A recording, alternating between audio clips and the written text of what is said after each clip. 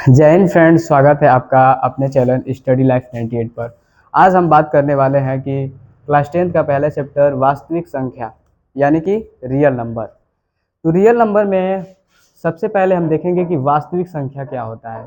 देखिए, क्लास 10 का पहला चैप्टर में रियल नंबर है, तो रियल नंबर को जितने भी क्वेश्चन है इसके उसको सीखने से पहले उसका कॉन्सेप्ट हमको सीखना पड़ेगा। कॉन्सेप्ट को सीखने का मतलब ये है कि अगर हम पहले ही कॉन्सेप्ट को समझ जाएंगे तो जितने भी क्वेश्चन है क्लास 10 का वो हम सारा सॉल्व कर देंगे। तो यानी कि पहले हम क्या सीखें, कॉन्सेप्ट को पहले हम सीख लें, उसके बाद से सारे क्वेश्चन को सॉल्व करेंगे। तो पहला जो क्वेश्चन है यानी कि पहला जो कॉन्सेप्ट है वो है प्राकृतिक संख्या। प्राकृतिक संख्या जिसको हम नेचुरल नंबर भी बोलते हैं। सिंपल सा इसको हम n से डिनोट करते हैं, यानी कि प्राकृतिक संख्या को हम नेचुरल नंबर भी कहते हैं, इसलिए हम इसको n से डिनोट करते हैं। देखिए, प्राकृतिक संख्या क्या होता है। प्राकृतिक संख्या एक से गिनती की जाने वाली सभी संख्याएं क्या कहलाती हैं, प्राकृतिक संख्या कहलाती है। देखिए, मैं आपको इसी में बता दूंगा। ये हो गया प्राकृतिक संख्या और इधर पूर्ण संख्या। प्राकृतिक संख्या और पूर्ण संख्या। प्राकृतिक संख्या को n से डिनोट करते हैं क्योंकि यह एक नेचुरल नंबर है, और पूर्ण संख्या को हम किससे डिनोट करते हैं, w से, क्योंकि यह उल नंबर है। अब देखिए इसमें क्या अंतर है, इसमें बस थोड़ा सा अंतर है जो बहुत डिफिकल्ट नहीं है वैसे तो। देखिए, प्राकृतिक संख्या क्या है, एक से गिनती की सभी संख्याएं क्या कहलाती हैं, प्राकृतिक संख्या कहलाती हैं। इनफाइनाइट, इसको क्या बोलते हैं हम, इनफाइनाइट, अनंत। देखिए, पूर्ण संख्या में क्या होता है, पूर्ण संख्या में ठीक ना इससे तनिक सा बस अंतर है जिसको हम बोलते हैं पूर्ण संख्या। जीरो से शुरुआत, तो यानी कि जीरो से शुरू होने वाली संख्याएं क्या कहलाती हैं, पूर्ण संख्या कहलाती हैं, इनफाइनाइट तक। अब देखिए, प्राकृतिक संख्या और पूर्ण संख्या आप जान चुके हैं कैसे। अभी मैं बताया हूं कि प्राकृतिक संख्या क्या है, एक से गिनती की सभी संख्याएं क्या कहलाती हैं, प्राकृतिक संख्या कहलाती हैं। लेकिन पूर्ण संख्या क्या होती हैं, जीरो से शुरू होती हैं। तो इसमें प्रश्न कहाँ से बनेगा, जैसे प्राकृतिक संख्या में और पूर्ण संख्या से प्रश्न कहाँ से बनता है। देखिए, प्राकृतिक संख्या में पूछ देगा कि आपको सबसे छोटी प्राकृतिक संख्या क्या है और सबसे छोटी पूर्ण संख्या क्या है, यानी कि सबसे छोटी। तो आपको देखना होगा कि पहले अगर प्राकृतिक संख्या पूछेगा चाहे पूर्ण संख्या पूछेगा। अगर मान लीजिए आपको पूर्ण संख्या पूछ रहा है कि सबसे छोटी पूर्ण संख्या कौन सा है, आपको बताना होगा कि सबसे छोटी पूर्ण संख्या कौन है इसमें। तो सबसे पहले आप ये देखिएगा कि पूर्ण संख्या कहाँ से स्टार्ट हो रहा है। तो आप देखेंगे कि पूर्ण संख्या जीरो से स्टार्ट हो रहा है। तो यानी कि जीरो से स्टार्ट हो रहा है तो सबसे छोटी कौन सी पूर्ण संख्या हो जाएगी, जीरो हो जाएगी। तो यानी कि इसको हम नोट में लिखेंगे कि जीरो क्या है, सबसे छोटी प्राकृतिक संख्या, पूर्ण संख्या है, सबसे छोटी पूर्ण संख्या है।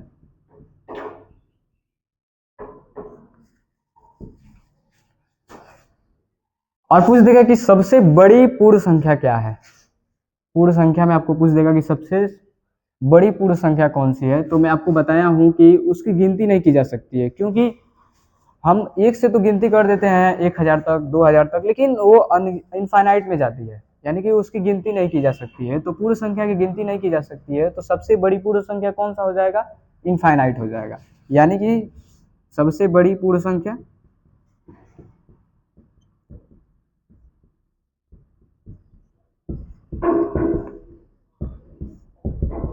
सबसे बड़ी पूर्ण संख्या क्या हो जाएगा, इनफाइनाइट हो जाएगा, जिसको हम हिंदी में अनंत बोलते हैं, अनंत। अब देखिए, प्राकृतिक संख्या क्या होता है, जिसमें हम देखेंगे कि इसमें सबसे छोटी कौन से है।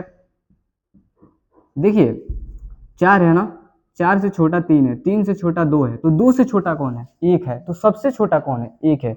तो प्राकृतिक संख्या एक से शुरुआत होता है, तो एक क्या हो जाएगा, सबसे छोटा हो जाएगा। तो सबसे छोटी प्राकृतिक संख्या क्या हो जाएगा। देखिए, प्राकृतिक संख्या बोलेगा तो आप एक बोलिएगा, लेकिन जब पूर्ण संख्या आपको बोलेगा तो आप जीरो बोलिएगा। तो क्योंकि जीरो से शुरुआत होता है पूर्ण संख्या, प्राकृतिक शुरुआत होता है एक से, प्राकृतिक संख्या और पूर्ण संख्या जीरो से। तो सबसे छोटी प्राकृतिक संख्या एक हो जाएगा।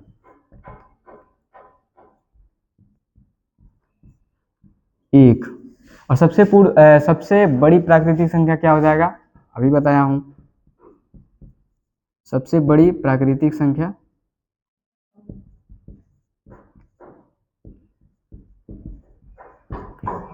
इनफाइनाइट, इसको हम क्या बोलते हैं, अनंत बोलते हैं, इनफाइनाइट। यानी कि देखिए पूर्ण संख्या में क्या पूछेगा आपसे प्रश्न, पूर्ण संख्या में यही पूछेगा कि सबसे बड़ी पूर्ण संख्या क्या है, तो इनफाइनाइट। सबसे छोटी पूर्ण संख्या 0, सबसे छोटी प्राकृतिक संख्या 1, सबसे बड़ी प्राकृतिक संख्या इनफाइनाइट। तो ये रहे प्राकृतिक संख्या और पूर्ण संख्या। अब हम देखेंगे कि प्राकृतिक संख्या को कितने भागों में बांटा गया है, प्राकृतिक संख्या को कितने भागों में बांटा गया है। देखिए आप इसको नोट करते जाइएगा, हालांकि ये कंपटीशन लेवल में सब प्रश्न पूछे जाते हैं। नहीं, देखिए इधर वास्तविक संख्या यानी रियल नंबर। अब देखिए प्राकृतिक संख्या जो है,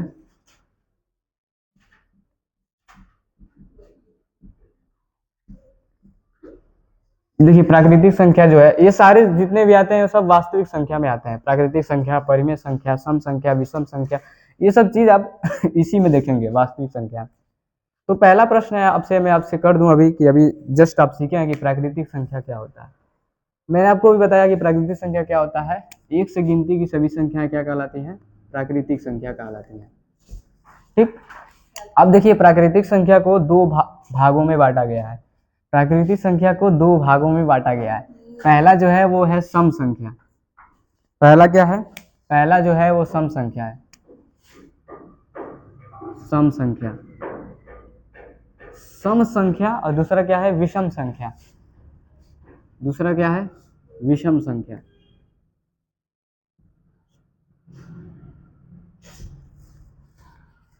देखिए सम संख्या क्या होता है, सम संख्या में सम मतलब योग, अयोग मतलब सम मतलब बराबर, जिसका मतलब क्या हो, योग बराबर। जैसे कि मान लीजिए मैं आपसे प्रश्न पर पूछूं, अभी आप जानते होंगे, इसके पहले भी पढ़े होंगे, तो आप बोलेंगे कि हम पढ़े हैं तो इसको क्यों बताने की जरूरत है। देखिए वास्तविक संख्या यानी कि हम रियल नंबर के जितने भी प्रश्न हैं उसको करने से पहले हमको पहले कॉन्सेप्ट को सीखना पड़ेगा। तो पहले कॉन्सेप्ट को सीख लेते हैं। तो सम संख्या क्या होता है, देखिए सम संख्या आप शुरू से पढ़ते आ रहे हैं, दो के पहाड़े में आती है, दो के पहाड़े में आने वाली संख्या को हम क्या बोलते हैं, सम संख्या है। तो ये तो बहुत पुराना हो चुका है, हम न्यू खोजे हैं आपके लिए, एकदम ताजा ताजा क्लास 10th में। क्या देखिए सम संख्या क्या होता है, सम संख्या वो होता है जिसके अंतिम अंक में, अंतिम अंक। अच्छा ये अंतिम अंक क्या होता है, जैसे मान लीजिए अगर मैं आपसे पूछूं कि 4 3, ये 3 9 4 3, इसमें आपसे पूछूं कि इसमें अंतिम अंक कौन सा है, एकदम लास्ट नंबर कौन सा है, लास्ट डिजिट कौन सा है, तो आप बोलेंगे कि ये 3 है, 3 है ना, यानी कि यही अंतिम अंक हो जाएगा। तो अंतिम अंक में देखिए सम संख्या क्या होगा, जिसके अंतिम अंक में, जिसके अंतिम अंक में 0 2 4 6 8 और यानी कि हाँ 0 2 4 6 8 आए तो वो कौन सी संख्या है, सम संख्या है। क्या हो जाएगा, सम संख्या। उदाहरण की बात करें, हम उदाहरण की बात करें, जैसे कि आपके सामने आ जाए, जैसे आप देखे होंगे कि 1 2 3 4 5 6। अब मैं आपसे पूछूं कि ये तो शॉर्टकट है, आप बता देंगे कि इसमें कौन सम संख्या है, क्योंकि आप जानते हैं कि सम संख्या आप बहुत पहले पढ़ चुके हैं कि सम संख्या वो संख्याएं होती हैं जिसके पहाड़े में, मतलब 2 के पहाड़े में सम संख्या आती है। तो आप बता देंगे 2 के पहाड़े में ये 2 जो है वो भी सम संख्या है, 6 जो है वो भी सम संख्या है, 6 भी है वो भी सम संख्या है। लेकिन मैं आपसे पूछ दूं, ये तो आप सिंपल से बता देंगे, लेकिन मैं आपसे पूछ दूं कि 3 9 4 6 5 2, अगर मैं आपको ये प्रश्न दे दूं और यहाँ पे कुछ एग्जांपल दे देता हूं,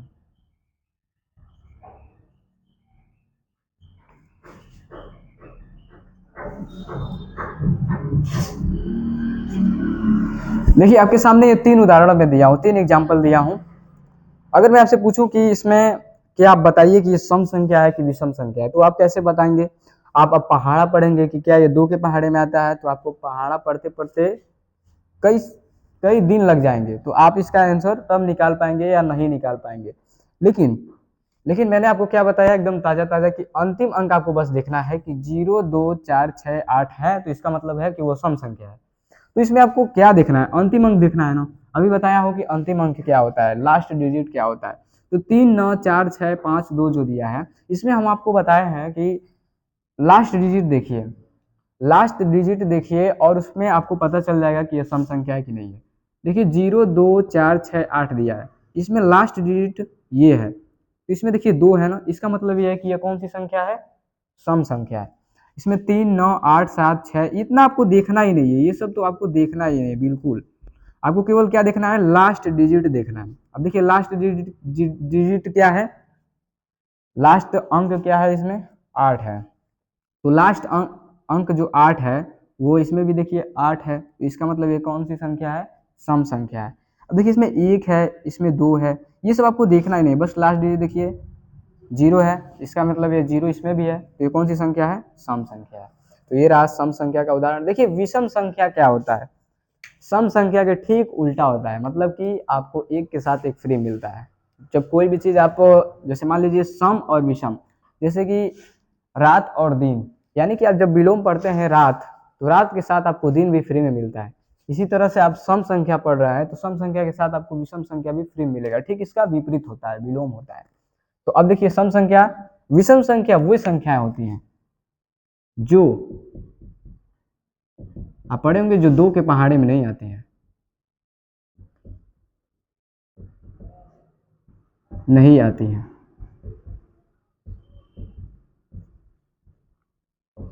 लेकिन मैं आपसे बताऊं, मैं आपको एक ट्रिक दिखाऊं कि अगर आपको केवल अंतिम अंक देखना है, अंतिम अंक, देखिए अभी तो आपको एक और चीज आपको पता हो गया कि 0 2 4 6 8 अगर नहीं है लास्ट डिजिट में, तो वो संख्या कौन सी हो जाएगी? विषम संख्या हो जाएगी। लेकिन आपको देखिए कभी कभी नहीं काम करता है। जो ये है, ये नहीं, ये वाला तो 100% काम करेगा, और ये भी जो बता दूंगा वो भी 100% काम करेगा। जिसमें क्या आ जाएगा? जो लास्ट डिजिट क्या रहेगा? 1 3 5 7 9। अगर आपको ये देखने को मिल जाए लास्ट डिजिट में, तो इसका मतलब यह है कि वो कौन सी संख्या है? विषम संख्या है। फॉर एग्जाम्पल, देखिए मैं एग्जाम्पल का बात नहीं करूंगा, मैं हमेशा जो भी बताऊंगा आपको एग्जाम्पल के साथ बताऊंगा। उदाहरण 1 3 5 6 7। देखिए अभी तो छोटा अंक अगर मैं आपको दूंगा तो आप तो गिन के बता देंगे 3 के पहाड़े में, मतलब आप पढ़ने लगेंगे पहाड़ा, उसके बाद से बताएंगे कि क्या यह विषम संख्या है कि सम संख्या है। लेकिन आपको केवल लास्ट डिजिट देखना है, अंतिम अंक देखना है। 1 3 5 7 9 है, अंतिम अंक 7 है, इसका मतलब यह है कि यह कौन सी संख्या है? विषम संख्या है। यानी कि ठीक इसका देखिए विपरीत हो रहा है, एक के साथ एक फ्री मिल रहा है आपको। और फिर से एग्जाम्पल एक 5 6 7 9 3 3। आपके सामने ये आ जाए तो देखिए लास्ट डिजिट आप देखिएगा, अगर 3 है तो वो कौन सी संख्या है? विषम संख्या है। 3 5 6 7 8 0। देखिए ये कौन सी संख्या है? आप बोलेंगे कि यह सम संख्या है, तो आप, इसका मतलब है कि आप इसको सीख चुके हैं, क्योंकि यह सम संख्या है। लेकिन हमको क्या लाना है? विषम संख्या। तो सिंपल से इसको हटाइए और एक यहाँ पे लाइए, तो देखिए यहाँ पे 1 हो गया, तो इसका मतलब कौन सी संख्या होगी? ये विषम संख्या होगी। तो इस प्रकार से सम संख्या और विषम संख्या में आपको कोई दिक्कत नहीं होगा। अब हम इसको मिटाते हैं और इसके अगला वाले टॉपिक को देखते हैं।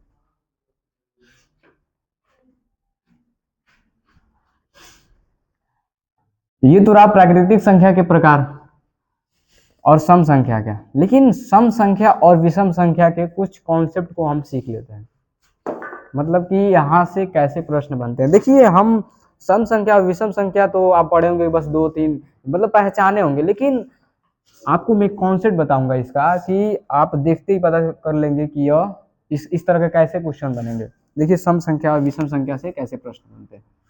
अभी मैं आपको बताया हूँ कि 0, 2, 4, 6, 8 ये कौन सी संख्या है? सम संख्या है। अब देखिए विषम संख्या क्या होती है। विषम संख्या की अगर बात करें तो 1, 3, 5, 7, 9, 11 इनफाइनाइट तक। तो इसमें देखिए 0, 2, 4, 6, 8 आ रहा है ना, इसमें 1, 3, 5, 7, 9, 11 आ रहा है। तो अगर मैं आपसे बात करूं कि 1, 2, 3, 4, 5, 6, 7, 8, 9, 10 इनफाइनाइट। देखिए किसी भी सम संख्या, अब देखिए मैं सम संख्या की बात कर रहा हूँ, ये कौन सी संख्या है? सम संख्या है। कौन सी संख्या है? सम संख्या है। और ये कौन सी संख्या है? विषम संख्या है। अब देखिए सम संख्या, देखिए किसी भी सम संख्या में, देखिए अभी मैं आपसे क्या बोल रहा हूँ, किसी भी सम संख्या में 2 जोड़ने पर हमें कौन सी संख्या प्राप्त होती है? सम संख्या ही प्राप्त होती है। देखिए इसको नोट करिएगा, किसी भी सम संख्या में, जैसे कि मान लीजिए आपको पता होगा कि सम संख्या क्या होती है। जैसे मान लीजिए 12 जो है, इसके लास्ट डिजिट देखिए 12 है ना, इसका मतलब कौन सी संख्या हो गई? ये सम संख्या हो गई। ये कौन सी संख्या हो जाए? सम संख्या हो गई। कैसे पता चला? हम आपको बहुत पहले सिखा चुके हैं। और आप ये भी जानते होंगे कि यह 2 के पहाड़े में आता है, तो ये सम संख्या हो गया। देखिए किसी भी सम संख्या में आप 2 जोड़ेंगे तो 14 होगा, तो 14 भी तो एक सम संख्या है ना। तो इसका मतलब किसी भी सम संख्या में आप 2 जोड़ रहे हैं तो कौन सी संख्या प्राप्त हो रही है? सम संख्या। देखिए इसको कॉन्सेप्ट को समझिए बस, किसी भी सम संख्या में 2 जोड़ने पर आपको कौन सी संख्या प्राप्त हो रही है? सम संख्या।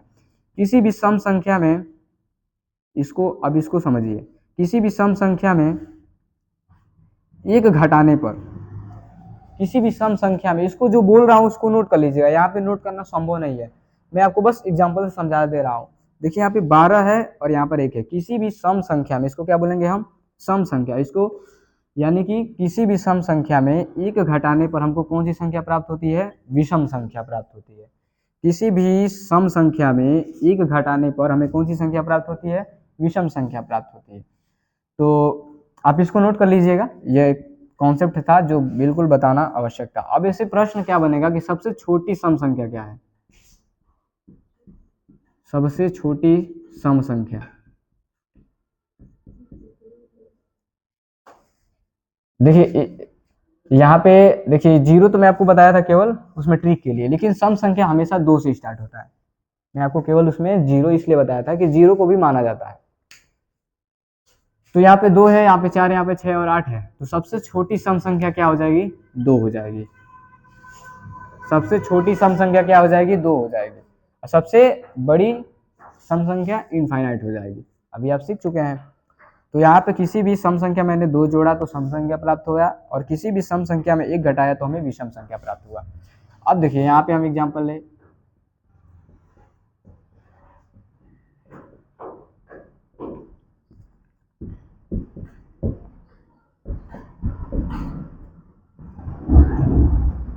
देखिए हम क्यों लिख रहे हैं इसको, यहाँ से हम आपको एग्जाम्पल दे रहा हूँ इसलिए मैं इसको लिख रहा हूँ। लेकिन ये वाला है जो आपका कॉन्सेप्ट जो है 1, 3, 5, 7, 9 लास्ट डिजिट देखिएगा, अगर ये आपको मिल जाए तो इसका मतलब ये है कि वो कौन सी संख्या हो जाएगी? विषम संख्या हो जाएगी। अब देखिए इसमें हम शुरुआत करते हैं 3 से। ये एक क्या क्यों लिखे हैं हम? एक जो है इसको हम इसलिए लिखे हैं क्योंकि इसका भी पहचान होता है, कभी कभी ये 90% में से 1% काम कर देता है, इसीलिए मैं इसको लिखा हूँ। तो पहले शुरुआत कहाँ से होता है? 3 से होता है। तो सबसे छोटी विषम संख्या कौन सी है?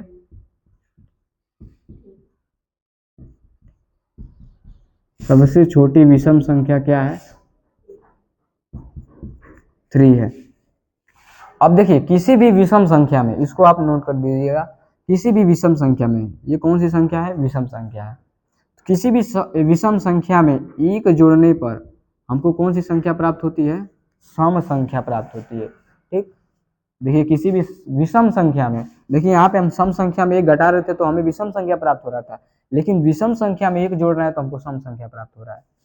और किसी भी, इसको देखिए, किसी भी विषम संख्या में 2 घटाने पर हमें विषम संख्या ही प्राप्त होता है। तो ये रहा कुछ कॉन्सेप्ट सम संख्या और विषम संख्या का। और आज के अध्याय में हम आपको केवल सम संख्या और विषम संख्या ही केवल बताए हैं। अब हम कल आपको बताएंगे कि पूर्णांक, यानी कि पूर्णांक क्या होता है। पूर्ण संख्या तो हम देख लिए, और पूर्ण संख्या और प्राकृतिक संख्या और सम संख्या और विषम संख्या को हमने इस प्राकृतिक संख्या यानी कि रियल नंबर में सॉरी वास्तविक संख्या में यानी रियल नंबर में हम आपको केवल प्राकृतिक संख्या और पूर्ण संख्या ही बताए हैं। ये वीडियो लॉन्ग हो जाएगा, इसीलिए मैं सम संख्या और विषम संख्या का ही इस पार्ट में रखूंगा। अगले पार्ट में हम आपको पूर्णांक के बारे में जानकारी देंगे।